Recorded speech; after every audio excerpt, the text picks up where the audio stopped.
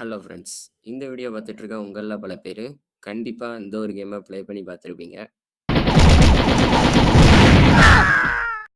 வேற ஞாபகப்படுத்திட்டீங்க, மறக்க முடியல. முக்கியமாக அந்த சத்தம்.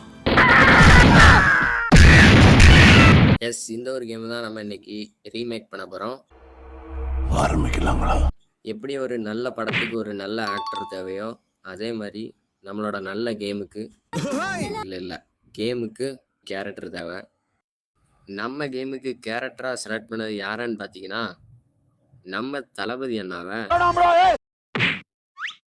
அவன் கிடக்குறான்டா மயிராண்டி. எங்க அண்ணனுக்கு நான் தான்டா பண்ணுவேன், அப்படிதான்டா பண்ணுவேன். முதல்ல ஏதாச்சும் ஒரு படம் வரைகிற சாஃப்ட்வேரில் நம்ம தளபதி அண்ணாவை மினிமல்டியா ஸ்டைலில் ட்ராப் பண்ணிக்கலாம். நான் கிரிட்டாங்க சாஃப்ட்வேரில் பல நாட்களாக கஷ்டப்பட்டு இந்த ஒரு டிராயிங்கை வரைஞ்சேன்.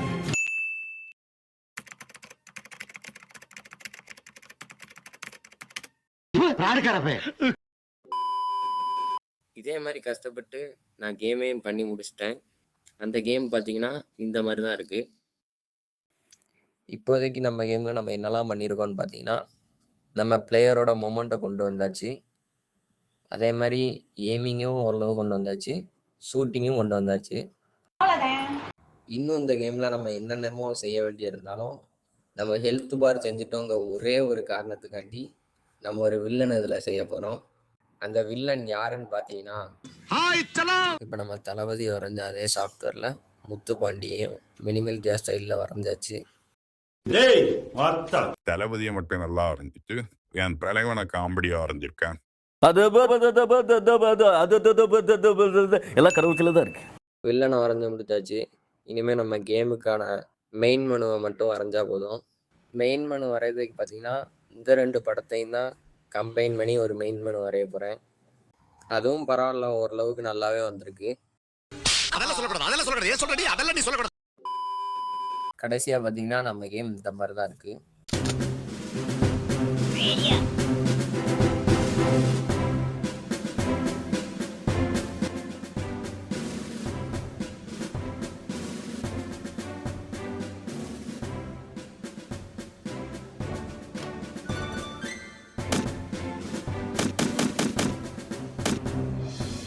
இந்த மாதிரி வேறு ஏதாச்சும் கேமை வேறு ஏதாச்சும் தமிழ் கேரக்டரை வச்சு ரீமேக் பண்ணணும்னு நினச்சிங்கன்னா கமெண்ட் பண்ணுங்கள், ட்ரை பண்ணி பார்க்குறேன். எந்த ஒரு கேமையுமே ஜெயிச்சுட்டு தான் வெளியே போகணுங்கிறதால நான் இந்த ஒரு கேமையும் ஜெயிச்சுட்டு வீடியோ முடிச்சுக்கிடுவேன்.